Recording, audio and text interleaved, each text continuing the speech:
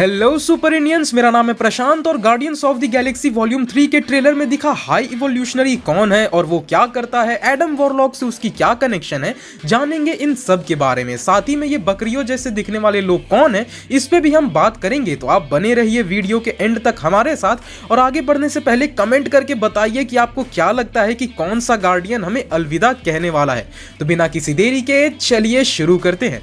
High evolutionary basically ये कभी भी गार्डियंस ऑफ द गैलेक्सी की टीम का विलन नहीं था। द माइटी थॉर इशू 133 और 134 में सबसे पहली बार हाई इवोल्यूशनरी को इंट्रोड्यूस किया गया था, जहां पे इसका नाम था हर्बर्ट एडगर विंडहैम। अब हर्बर्ट एक साइंटिस्ट था जिसे इवोल्यूशन में बड़ा इंटरेस्ट था। उसका मानना था कि इवोल्यूशन बहुत जरूरी है। साथ ही उसकी ऑब्सेशन थी किसी भी तरह के जीवों को आर्टिफिशियली इवॉल्व करवाना, खास करके इंसानों को।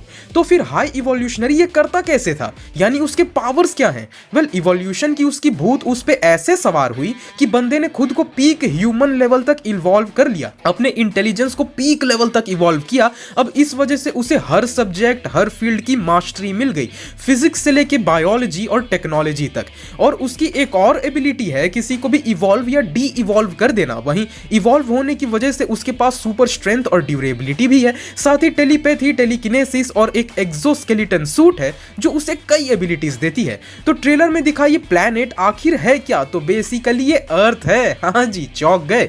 ये अर्थ है बट उसका काउंटर वर्जन, यानी कि काउंटर अर्थ। तो हो सकता है कि इस मूवी में गार्डियंस की टीम दोबारा से अर्थ की एक फील्ड ट्रिप पे निकली हो, बट इस बार वो एक गलत प्लैनेट पर उतर गए। ये है काउंटर अर्थ, हाई इवोल्यूशनरी का बनाया एक ऐसा प्लैनेट जहां वो अपने इवोल्यूशनरी एक्सपेरिमेंट्स परफॉर्म करता है, जहां पे ह्यूमन राइट्स या कोई कानून उसे रोक ना सके। अब जो काउंटर अर्थ है वो अर्थ का एग्जैक्ट मिरर रेप्लिका है। बस एक ट्विस्ट है कि काउंटर अर्थ पे टाइम थोड़े अलग तरीके से काम करता है, जिस वजह से हाई इवोल्यूशनरी अपने इवोल्यूशन वाले एक्सपेरिमेंट्स ज्यादा तेजी से कर सके। वहीं हमने ट्रेलर में एडम वॉरलॉक को भी देखा, तो कॉमिक में भी हाई इवोल्यूशनरी और एडम ने साथ मिलकर काम किया था। एक बार हुआ यह था कि काउंटर अर्थ हाई इवोल्यूशनरी के ही एक एक्सपेरिमेंट की वजह से करप्ट हो जाता है, तो वो एडम को बुलाता है उसे आजाद करने के लिए। तो हो सकता है कि एमसीयू में भी एडम हाई इवोल्यूशनरी के साथ मिलकर काम कर रहा हो। इनफैक्ट ये भी हो सकता है कि हाई इवोल्यूशनरी ने ही एडम को भी बनाया हो आयशा के लिए।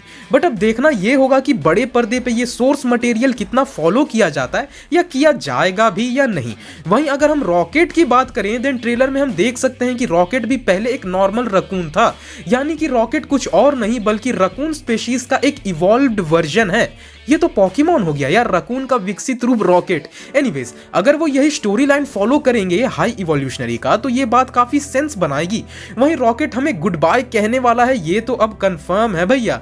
तो अगर ये ऐसा करें कि रॉकेट मूवी के एंड में खुद को डी इवॉल्व कर ले और दोबारा से एक नॉर्मल रकून बन जाए, ताकि अपनी पार्टनर लाइला के साथ वो आखिरी के कुछ पल बिता सके एक नॉर्मल तरीके से, तो सच में ये काफी इमोशनल सीन होगा। गार्डियंस की टीम इस बात से टूट जाएगी कि जो दोस्त रॉकेट उनके साथ इतने टाइम से था, वो अब कुछ ही पलों में बोलना भूल जाएगा, चलना भूल जाएगा और बस एक बेजुबान जानवर बन जाएगा। वहीं वापस रकून बनने के बाद रॉकेट के आंखों में आंसू दिखा दिए अगर कि बेचारा अब भी वो गार्डियंस को पहचान तो रहा है बट वो कुछ बोल नहीं सकता। वहीं वो इस बात से खुश भी होगा कि फाइनली अब वो है जो उसकी असलियत है। वहीं वो लाइला से भी दोबारा मिल पाएगा। आप सोच सकते हो ये कितना एक्सट्रीम मिक्स्ड इमोशंस वाला सीन होगा, जहां की एक ही वक्त पे लॉस, ग्रीफ, पेन, लव और हैप्पीनेस सब होगी। डैम यार, मैंने पूरा सीक्वेंस सोच डाला खुद ही खुद में। एनीवेज, मूवी में चाहे जो भी हो, आपको क्या लगता है गाइस कि ये मूवी हमें कितना रुलाने वाली है? कमेंट जरूर करना। पीस।